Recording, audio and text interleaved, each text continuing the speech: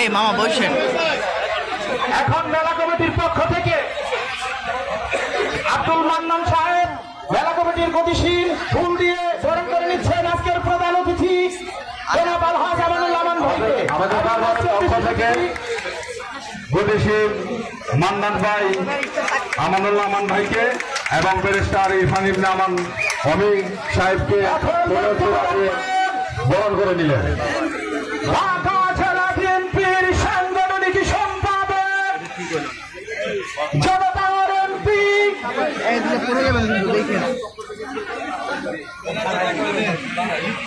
এখন দুঃখিত আমাদের আজকে প্রধান অতিথির আদেশ করবে এখন বক্তব্য রাখবেন আজকের মেলা কমিটির সম্মানিত সভাপতি হযরতপুর ইউনিয়ন প্যানেল চেয়ারম্যান জনাব আলামিন টুলু ভাই। বিসমিল্লাহির রহমানির রহিম। আউযু বিল্লাহি মিনাশ শাইতানির রাজিম। বিসমিল্লাহির রহমানির রহিম। থেকে আমি বলছি ব্যারিস্টার সাহেবের কাছে এবং আমার সাহেবের কাছে কোনো কিছু চাওয়ার প্রয়োজন মনে করলে আপনারা সরাসরি যাবেন, যদি না যেতে পারেন আমার কাছে বলবেন, আমি নিচে যেয়ে পূরণ করবো ইনশাআল্লাহ। ঠিক আছে?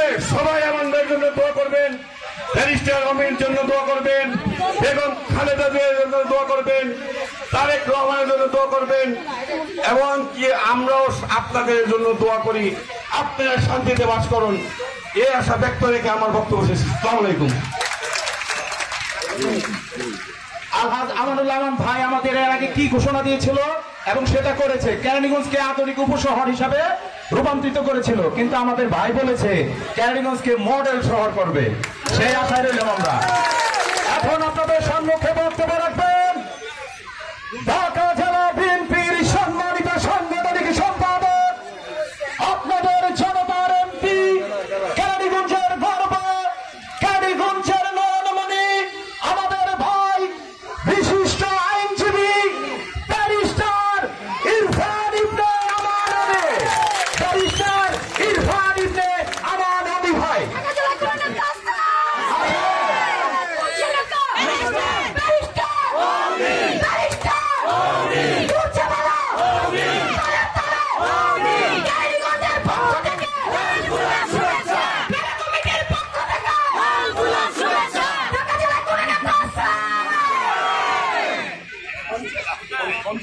বিসমিল্লাহির রহমানির রহিম। আজকে আমরা এখানে সবাই উপস্থিত হয়েছি মরহুম ফরিদুদ্দিন সাহেব 50তম উরুস মোবারক অনুষ্ঠানে উপস্থিত শ্রদ্ধেয় আমার মুরব্বীগণ, উপস্থিত সাবেক ডাকসুর বিপি, আধুনিক কেরানীগঞ্জের রূপকার, সাবেক এমপি, মন্ত্রী, বিএনপি চেয়ারপারসন উপদেষ্টা জনাব আমানুল্লাহ আমান, উপস্থিত আমাদের কেরানীগঞ্জ মডেল থানার শ্রদ্ধেয় নেতৃবৃন্দ বিএনপি, উপস্থিত আমাদের ছোট ভাই বোনেরা, শ্রদ্ধেয় মুরব্বীগণ, প্রিয় এলাকাবাসী এবং আমার শ্রদ্ধেয় মা বোনেরা, আপনাদের সবাইকে আসসালামু আলাইকুম। আমার প্রিয় হযরতপুর বাসিন্দারা, আপনারা কি সবাই ভালো আছেন? ভালো নাই মনে হয়, ভালো আছে? আলহামদুলিল্লাহ। আজকে এখানে আমি আপনাদের মাঝে উপস্থিত হয়ে অনেক আনন্দিত এবং আজকে আপনারা জানেন যে ফয়জুল শাহ যে উরুসে আমরা এখানে উপস্থিত হয়েছি। আমরা সবাই দোয়া করি আল্লাহ তাআলা তাকে যেন বেহেশতে রাখেন। এবং আজকে আপনারা জানেন দীর্ঘ 16টা বছর পর আমরা এখানে সবাই উপস্থিত হয়েছি, তাই না? ঠিক কি না? অতএব এখন থেকে আমরা সুন্দরভাবে এভাবে হচ্ছে গিয়ে প্রত্যেক বছরে জানি এটা হয়, আমরা সবাই খেয়াল রাখবো, ঠিক আছে? আজকে আপনারা জানেন দীর্ঘ 16 বছর পর আমরা এখানে উপস্থিত হয়েছি। 16 বছর ধরে স্বৈরশাসক, গণহত্যাকারী, খুনি, ফ্যাসিস্ট আওয়ামী সরকার ছিল না? তারা তো পালিয়ে গেছে না? পালায় গেছে। কিন্তু এখানে আমাদের বাংলাদেশে হাজার হাজার শত জনতাকে খুন করে গেছে না? আমি তাদের সবার আত্মার মাগফিরাত কামনা করি এবং যারা শহীদ হয়েছে তাদের সবার শ্রদ্ধা জানাই। আমরা দেশ নায়ক জনাব তারেক রহমানের নেতৃত্বে 16 বছর ধরে আন্দোলন সংগ্রাম করেছি। কিসের জন্য? বাক স্বাধীনতার জন্য, মানবাধিকারের জন্য, ভোটাধিকারের জন্য এবং গণতন্ত্রের জন্য। 2018 সালে আমি যখন নির্বাচন করেছিলাম এখানে আপনাদের মাঝে এসেছি, আপনারা আমাকে আপনাদের সন্তান হিসেবে বরণ করে নিয়েছেন, এর জন্য আমি সারা জীবন কৃতজ্ঞ থাকবো। 2018 সালে কি আপনারা কেউ কি ভোট দিতে পেরেছিলেন? এবার ইনশাআল্লাহ আমরা এই তত্ত্বাবধায়ক সরকারকে সহযোগিতা করব, তারা সুষ্ঠু সময় একটা নির্বাচন দিবে এবং জনগণের আকাঙ্ক্ষায় সরকার প্রতিষ্ঠা হবে, সেটা আল্লাহর ইচ্ছায় আপনাদের সহযোগিতা হবে ইনশাআল্লাহ বিএনপি সরকার। এবং আমাদের অ্যাক্টিং চেয়ারম্যান, ভারপ্রাপ্ত চেয়ারম্যান জনাব তারেক রহমান, উনি এই দেশকে সুন্দরভাবে গতিশীলভাবে সাজানোর জন্য অনেকগুলো পরিকল্পনা নিয়েছেন। 31 দফা উনি আমাদের সামনে পেশ করেছেন। সেই 31 দফার মধ্যে একটা দুটা কথা বলেছেন, একটা ফ্যামিলি কার্ড পরিবারের জন্য, প্রত্যেকটি পরিবারের জন্য একটা কার্ড দিবে, প্রত্যেকটি পরিবারের জন্য। কিন্তু এটা পুরুষদের জন্য নামে হবে না, এটা আমাদের মা বোনদের নামে হবে, আমার মা বোনদের নামে হবে। এবং ওই কার্ড দিয়ে আপনারা পেনশন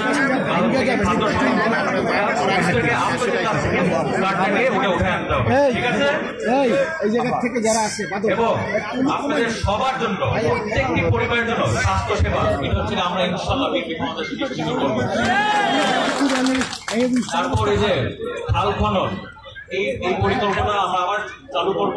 এটা চালু করেছিল আমাদের দলের প্রতিষ্ঠাতা শহীদ রাষ্ট্রপতি জিয়া রহমান। উনি যে খাল খনন চালু করেছিল, এটা করেছিল যে বাংলাদেশে বন্যাটা না হয়। এই গত কয়েকদিন আগে বন্যাটা হয়ে গেল, আপনারা সবাই দেখেছেন না? ইনশাআল্লাহ আমরা ক্ষমতায় আসলে এই নদী ভাঙন এবং খাল খনন এইসব যে যে কাজ দরকার আছে এগুলো আমরা সবাই একসাথে নিয়ে আসবো। আর সামনে নির্বাচন আসছে, নির্বাচনে আপনাদের পরামর্শ নিয়ে, এই যে আপনারা যারা আছেন আপনাদের পরামর্শ নিয়ে আপনাদের ওয়ার্ডে, আপনাদের ইউনিয়নে, এই কেরানীগঞ্জে, ঢাকা 2 আসনে যা যা করা লাগে আপনারা আমরা মিলে একসাথে করবো ইনশাআল্লাহ। তো এখন আমার বাবার অসম্পূর্ণ কাজ পূরণ করার জন্য এখানে আপনারা যারা আছেন আপনাদের সবার সহযোগিতা প্রয়োজন। আপনারা কি সহযোগিতা করবেন? 2 হাত তুলে দেখান, 2 হাত তুলে দেখান। ধন্যবাদ আপনাদের সবাইকে, ধন্যবাদ। ইনশাআল্লাহ সামনে আমি ওয়াদা করছি আমার বাবার অসম্পূর্ণ কাজ পূরণ করার জন্য আমি সংগ্রাম করে যাব এবং এই ঢাকা 2 আসন কেরানীগঞ্জ হযরতপুর ইউনিয়ন ইনশাআল্লাহ একটি মডার্ন আধুনিক সিটি বানিয়ে ছাড়বো ইনশাআল্লাহ। তো আমি দোয়া করি আপনারা সবাই সুস্থ থাকেন, ভালো থাকেন। আজকে যে মেলা আয়োজন করেছেন, এই প্রোগ্রাম আয়োজন করেছেন, তাদেরকে অসংখ্য ধন্যবাদ। খুব সুন্দর প্রোগ্রাম আয়োজন করেছেন। সবাই পরিবার নিয়ে আসেন, আনন্দ ভোগ করেন, আন্ডারটি সবাই পিঠাও খেয়ে। সবাই ভালো থেকে আমার জন্য দোয়া করবেন, আমি আপনাদের জন্য দোয়া করি। সবাই সুস্থ থাকবেন, ভালো থাকবেন। আল্লাহ হাফেজ। বাংলাদেশ জিন্দাবাদ, দেশ বেগম খালেদা জিন্দাবাদ, শহীদ রাষ্ট্রপতি জিয়া রহমান অমর হোক, দেশ ধন্যবাদ আমাদের জনতার এমপি সাহেব, সেই দোয়ায় উনি চলে এসেছেন। প্রিয় ভাইরা, আমাদের কিন্তু নেতা ব্যারিস্টার আলী ভাইয়ের জন্য সবাই ভোট চাই, সবাইকে যেন ভোট না চাইতে হয়। আপনারা সবাই ভোট দিবেন না? বলতে হবে না কেরানীগঞ্জ, আর উনি আমাদের কেরানীগঞ্জেরই সন্তান। আগে যারা ছিল তারা এই দেশের ছিল না, বুঝা নিয়ে। এখন আপনাদের সম্মুখে বক্তব্য রাখবেন টেকনাফ থেকে তেতুলিয়া, রূপসা থেকে পাথুরিয়া, সারা বাংলাদেশে যাকে শিশু থেকে বয়স্ক পর্যন্ত এক নামে চিনে, সারা বাংলাদেশের জননন্দিত নেতা। আর এই কেরানীগঞ্জ থেকে চারবার যিনি সংসদ সদস্য নির্বাচিত হয়েছিলেন, সাবেক মন্ত্রী, 90-এর গণঅভ্যুত্থানের মহানায়ক, ডাকসুর সাবেক ভিপি, ঢাকা মহানগর বিএনপির সাবেক সফল আহ্বায়ক, বেগম খালেদা জিয়ার অন্যতম উপদেষ্টা মন্ডলীর সদস্য, আধুনিক কেরানীগঞ্জের উপকার জননন্দিত নেতা, কেরানীগঞ্জ মাটি মানুষের নেতা জনাব আলহাজ আমানুল্লাহ আমান ভাই। আমান ভাই,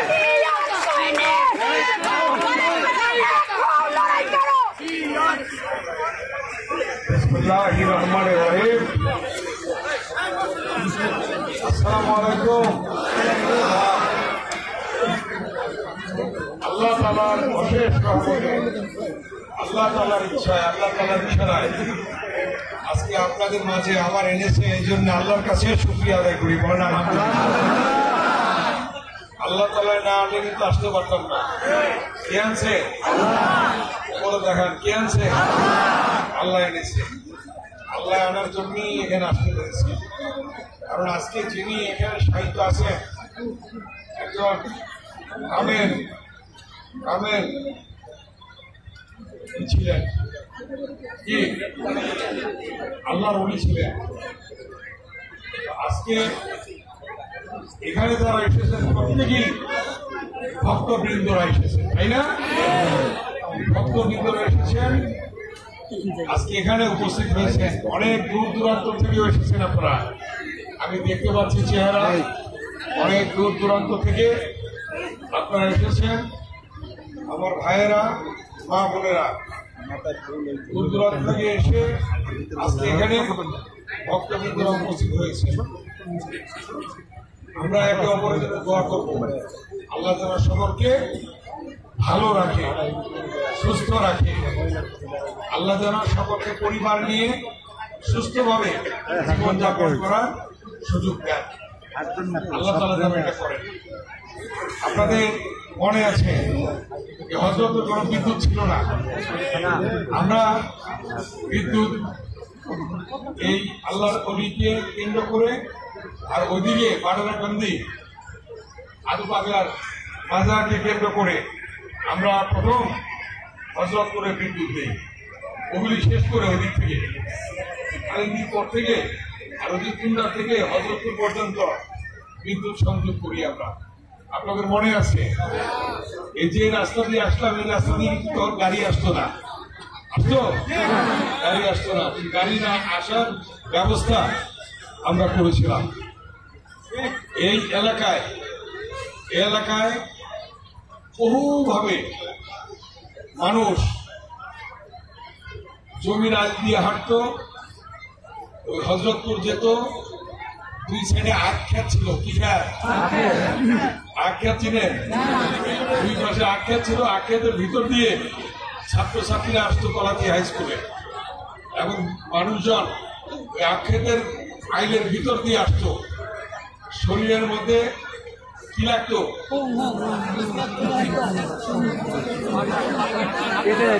ঘুষ লাগতো।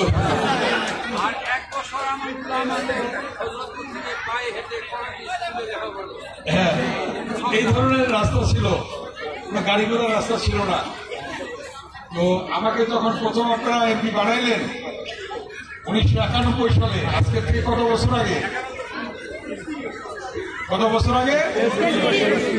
33 বছর আগে নাকি? 33 বছর আগে যখন আপনারা প্রথম এমপি বানালেন আমাকে, এখানে অনেকের বয়স কিন্তু 33 নাই, তাই না? তারা কিন্তু জানে না যে কেরানীগঞ্জের অবস্থা কি ছিল। হ্যাঁ, আপনারা ছিলেন, সাংবাদিক ভাইরা ছিলেন, অনেকেই ছিলেন। তো সেদিন এই রাস্তা ছিল না, কুন্ডা পেটায় জড়িত জমির আইন দিয়ে, হযরত রাষ্ট্রীয় জমির আইন দিয়ে কোনো রাস্তাঘাট ছিল না, বিদ্যুৎ ছিল না, গ্যাস ছিল না, টেলিফোন ছিল না। এই যে রাস্তা, সেই খোলা খোলা এই রাস্তাগুলি ছিল না হযরতপুর পর্যন্ত, এগুলি পাকা হয়েছে, আমরা তখন পাকা করছিলাম। এবং শুধু রাস্তা না, বিদ্যুৎ, গ্যাস, টেলিফোন, রাস্তা সহ এই যে হযরতপুর কলেজ হয়েছে, কলেজ হয়েছে, এগুলি কিন্তু আমরা করেছি। আপনারা জানেন আদিল বাজার ব্রিজ ছিল না? ছিল। বসিলা ব্রিজ ছিল না। আলিপুর ব্রিজ ছিল না। এই ব্রিজগুলি ছিল না। তারপরে এই যে ঢালিকান্দি, এই ব্রিজ ছিল না। এই ব্রিজগুলা করা হয়েছে। ওদিকে জিঞ্জিরা বাবুবাজার ব্রিজ ছিল না। এই ব্রিজগুলা করা হয়েছে। এভাবে পুরো কেরানীগঞ্জকে একটা নেটওয়ার্কের মধ্যে নিয়ে আসা হয়েছে। ওদিক দিয়ে এই হযরতপুরের কথা বলছি, কারণ এখানে চেয়ারম্যান সাহেব উপস্থিত আছে, আমরা মেম্বার সাহেবরা আছি এখানে উপস্থিত, এবং আপনারা শ্রদ্ধেয় মুরব্বীরা আছেন। আপনারা দেখেছেন সেই আপনার আলিপুর থেকে সেই বৌনাকান্দি হয়ে পুরো সেই রসুলপুর দিয়ে এসে আবার হযরতপুর বাজার হয়ে এই রাস্তা, এই ব্রিজ, ঢালিকান্দি ব্রিজ হয়ে এদিক দিয়ে রূপপুর, এদিক দিয়ে মাওয়া রোড, এদিক দিয়ে আনাজপুর রোড, এদিক দিয়ে কোলামোড়া রোড, ওদিকে কোনাখোলা রোড, ওদিকে রাজাবাড়ি হয়ে আপনার খাওয়ারপিডি রোড, ওদিকে ঢাকা মাওয়া রোড।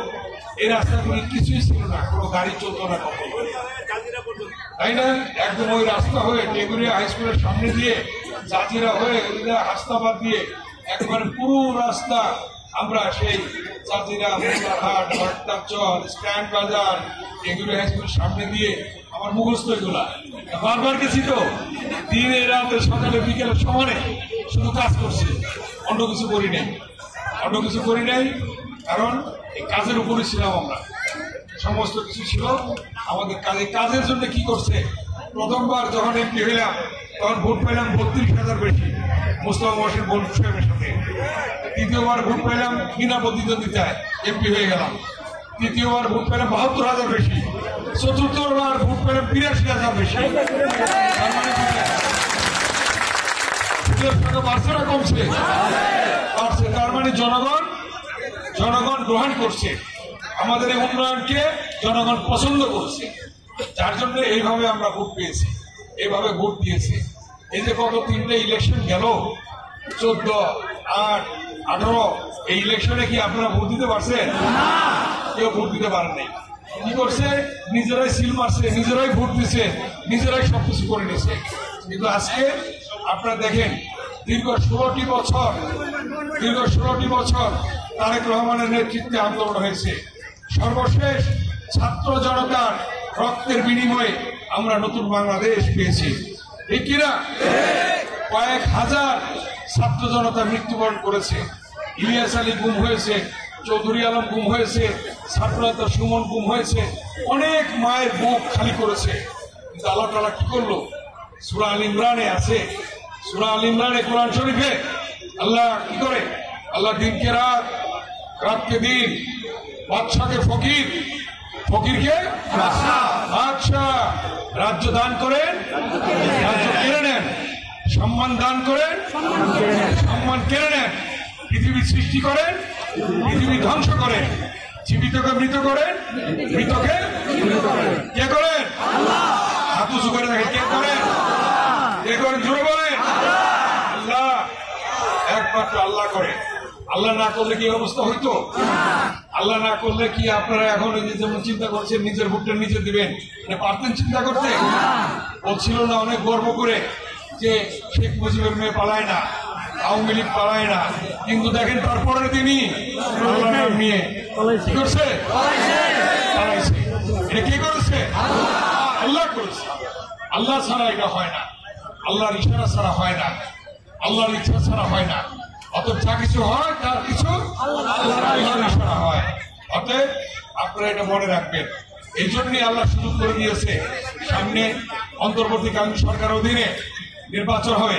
আমরা অন্তর্বর্তীকালীন সরকারকে আমরা সহযোগিতা করি, আমরা সহযোগিতা করতে চাই যে যত দ্রুত সম্ভব প্রয়োজনীয় সংস্কার শেষে যত দ্রুত সম্ভব একটা নির্বাচন দিবে এবং সেই নির্বাচনে আল্লাহর রহমতে সারা বাংলাদেশে সুর উঠে গিয়েছে।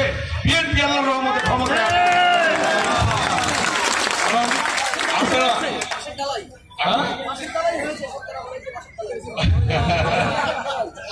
ঠিক আছে, এই ধরনের ছিল। যাই হোক, সবকিছুর মালিক আল্লাহ, সবকিছুর মালিক আল্লাহ। আপনারা দোয়া করবেন, দোয়া করবেন। আপনার ভোটটা আপনি দেবেন, আপনার ভোটটা আপনার নিজে পছন্দ যাকে করবেন তাকে দেবেন। কিন্তু আগে তো সেটা হয় নাই, জোর করে নিয়ে গিয়েছে, সবকিছু জোর করে নিয়ে গেছে। মসজিদ ভাঙছে, মসজিদ ভাঙতে পারে কেউ? আচ্ছা দেখেন অবস্থা, চেয়ারম্যান ইলেকশন হলো 2 জন, তার মধ্যে আমার নামে দিল 1 নম্বর মামলা। এটা দেখছেন না? হচ্ছে তুলে মসজিদ ভাঙলো কারা, আর আমার নামে দিল 1 নম্বর আসন। এখানে এই মঞ্চে এই যে আমাদের থানার সভাপতি সহ আমাদের সিনিয়র জয়েন্ট সেক্রেটারি সহ কলাকি ইউনিয়নের সভাপতি সেক্রেটারি সহ এই যে নেতারা অন্যান্য ইউনিয়নের বা অন্য জায়গার প্রত্যেকেই মামলার আসামি। ঠিক কিনা? গায়েবী মামলা দিছে, মিথ্যে মামলা দিছে, হয়রানি করছে, ঘরে ঘুমাইতে পারেন নাই, খাইতে পারেন নাই, পরিবারকে সময় দিতে পারেন নাই। কি পারছেন কিনা? পারেন নাই। কেন পারেন নাই? মিথ্যে মামলা দিয়ে মিথ্যে ভাবে হয়রানি করেছে। আর কি করেছে? বেগম খালেদা জিয়া নামে মিথ্যে মামলা দিয়ে মিথ্যে সাজা দিয়েছে। বেগম খালেদা জিয়া কোনো অপরাধ করছে? কোর্টে প্রমাণ হয়ে গেল না? উনি কোনো দোষ করেন নাই। সেই খালেদা জিয়া অসুস্থ, ওনার চিকিৎসার সুযোগটা পর্যন্ত দেয় নাই। আল্লাহর রহমতে এখন চিকিৎসার জন্য বিদেশে যাবে। আপনারা দোয়া করবেন আল্লাহ যারা তাকে সুস্থ করে আমাদের মাঝে আবার ফিরিয়ে আনে। আপনারা দোয়া করবেন বিএনপির ভারপ্রাপ্ত চেয়ারম্যান জনাব তারেক রহমানের বিরুদ্ধে মিথ্যা মামলা দিয়ে মিথ্যে সাজা দিয়েছে। 6000 মাইল দূরে থাকে সেখানে মামলা দিয়েছে, সেখানে সাজা দিয়েছে। অতএব আল্লাহ তাআলা যেন তাকেও, তারেক রহমানকেও যেন দ্রুত আমাদের মাঝে ফিরিয়ে আনে এবং এই দেশে যেভাবে আজকে সে কথা বলছে সকলের জন্য একটি শান্তিময় বাংলাদেশ তৈরি করবে। ঠিক কিনা?